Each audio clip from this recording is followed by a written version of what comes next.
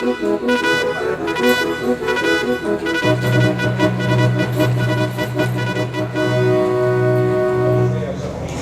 my name is Chris, and I'm in a coffee house, and now that I'm somewhat awake, I'd like you to share in this fascinating culture.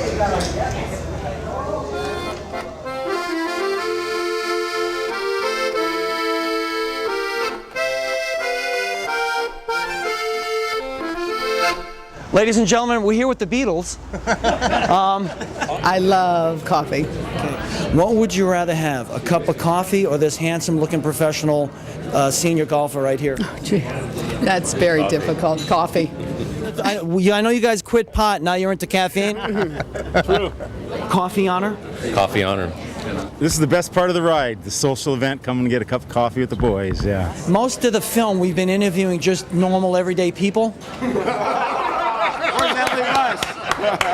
Well, besides the fact that it is a nice drink, it's also a great social excuse for people to get together. Now you guys come here instead of going to a bar.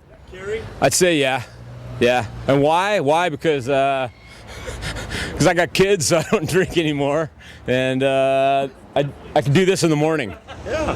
Yeah, I wanted to create a space that I could go to, that I would enjoy, where I could have great coffee and conversation.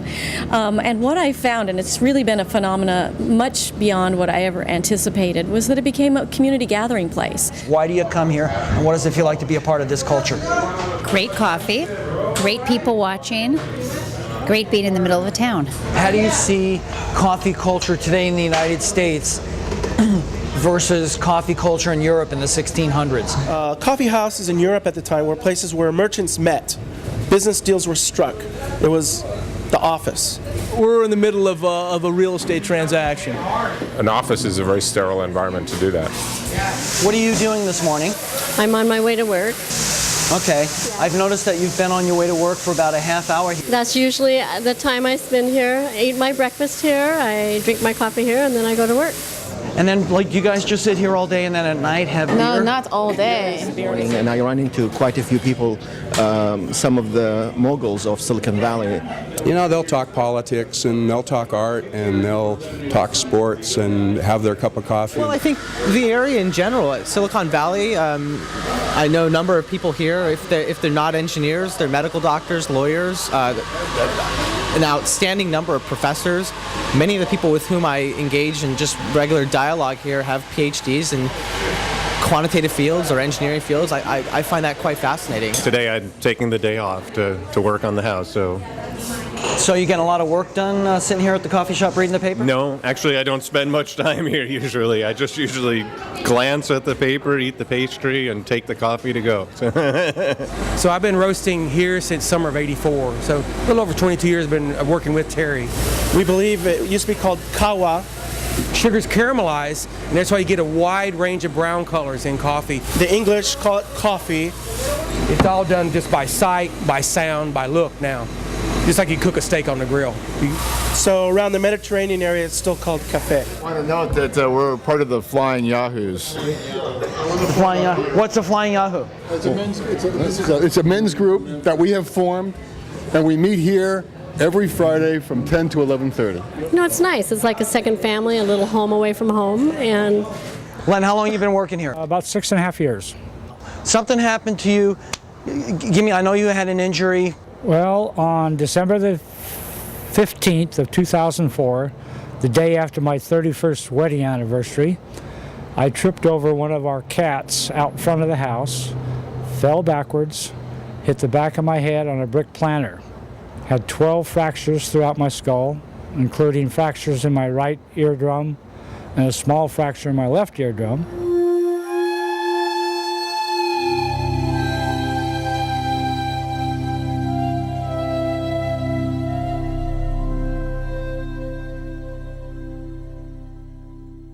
It spread through Europe like wildfire. And what did it mean to Europe? Because in the Middle Ages, they were all drunks. What they would do was, they would have, for breakfast, they would have beer. And they would have beer all day. That's how they had to hydrate themselves. So they were pretty much in this drunken haze most of the time.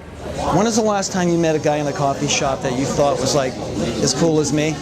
I've never met anybody as cool as you. Would you like to be a server in the nude? Just wearing a little apron? Why don't we switch chairs? Are you guys having an affair?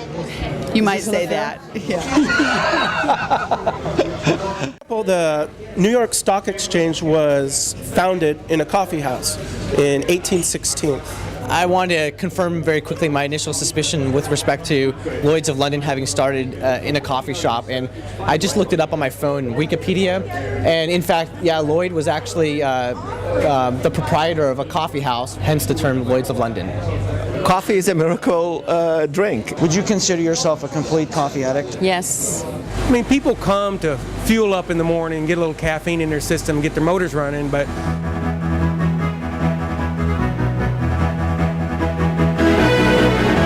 if I'm off coffee, I'm not feeling well. I would not consider myself an addict because I can stop myself at any time. He's a coffee addict. Yeah, I guess so. When's the last time you went a day without having a cup of coffee? Probably 10 years ago. Shot or two of espresso every hour, so it keeps me going, keeps me on my toes. It's very important. No days without coffee. Okay. Days don't start without coffee. It makes me feel comfortable. Tomorrow morning you woke up and on the entire planet there was no coffee or caffeine for a day. Maybe I'd have withdrawals. Well, I'm not talking about your heroin habit. When's the last time you went a day without having coffee? Last time I traveled, which was a nightmare. That's not a world I could cope with. About a week or so after that, some of my colleagues from the coffee shop here came by the house and brought a bunch of cards that customers had left for me and an envelope about that thick full of about $4,000 cash that customers had put into a pot. And I started crying. And my wife was standing next to me, and I turned to her and I said, you know, I don't know what I do to deserve this. And she says, well, you keep doing it because those people deserve it.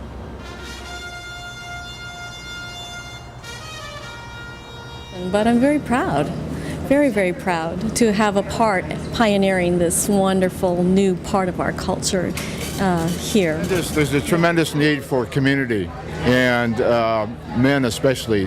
So part of this is building community and setting an example for other men. Where everybody gets together and you want to know their name or you don't know their name, well, this is it. I'm at the point now where I'm kind of slowing down a bit. Need a glass of wine at least. Yeah. You got both wine and coffee here. If coffee as a drink wasn't introduced to Europe, it'd be fair to say that civilization as we know it today would not exist.